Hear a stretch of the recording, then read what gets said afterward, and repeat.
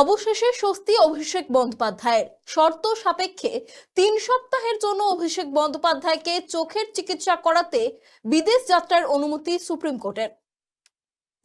Supreme কোর্টে মিলল অভিষেক বন্দ্যোপাধ্যায়ের বিদেশ যাত্রার অনুমতি। 3 সপ্তাহের জন্য চোখের চিকিৎসা করাতে বিদেশে যেতে পারবেন অভিষেক বন্দ্যোপাধ্যায়, জানিয়ে দিল প্রধান বিচারপতি সূর্যকান্ত, বিচারপতি জয়মাল্য বাগচির বেঞ্চ। তবে বেঁধে দেওয়া হয়েছে বেশ কিছু শর্ত। আদালতের দেওয়া শর্ত, আগামী 3 সপ্তাহ অভিষেকের বিদেশ যাত্রায় কোনো বাধা দেওয়া যাবে না। বিদেশে যাওয়ার 2 দিন আগে পুলিশকে জানাতে হবে কোন দেশে যাচ্ছেন আর কবে ফিরবেন, কবে ও কোন ফ্লাইটে যাচ্ছেন ও ফিরবেন এবং কোন হাসপাতালে চিকিৎসা করাবেন তাও জানাতে হবে পুলিশকে। বিদেশে তার থাকার ঠিকানা, চোখের চিকিৎসা সংক্রান্ত যাবতীয় তথ্য জানাতে হবে অভিষেক বন্দ্যোপাধ্যায়কে। অভিষেক বন্দ্যোপাধ্যায়কে হলফনামা দিয়ে জানাতে হবে যে তার ডিপ্লোম্যাটিক পাসপোর্ট ছাড়া আর কোনো পাসপোর্ট নেই। পুলিশ মনে করলে তার পাসপোর্ট পর্যন্ত ট্র্যাক করতে পারবে। এই যাবতীয় তথ্য তদন্তকারী এজেন্সিকে গোপন রাখতে হবে। বিদেশ যাত্রার আগে অবশ্য কলকাতা হাইকোর্টের নির্দেশ মেনে এসএসকেএম হাসপাতালে গিয়ে চেক আপ করাতে হবে অভিষেককে। যদিও সোমবার অভিষেক বন্দ্যোপাধ্যায় চোখের চিকিৎসা করাতে বিদেশ যাওয়ার অনুমতি মামলার শুনানি পর্ব উত্তাল হয়ে ওঠে সওয়াল পাল্টা সওয়ালে।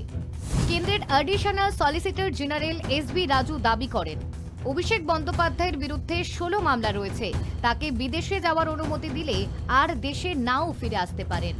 পাল্টা সওয়ালে অভিষেক বন্দ্যোপাধ্যায়ের আইনজীবী গোপাল শঙ্কর নারায়ণ বলেন, অভিষেক বন্দ্যোপাধ্যায় একজন সাংসদ, তার ডিপ্লোম্যাটিক পাসপোর্ট রয়েছে।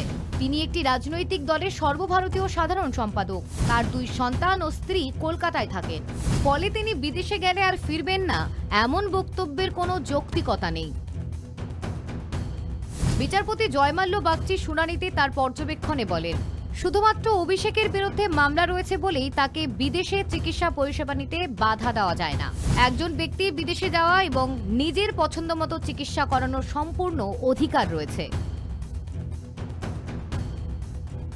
সওয়াল জবাব শেষে শীর্ষ আদালত জানিয়ে দেয়, দরকার হলে অভিষেক বন্দ্যোপাধ্যায় বিদেশ যেতেই পারেন।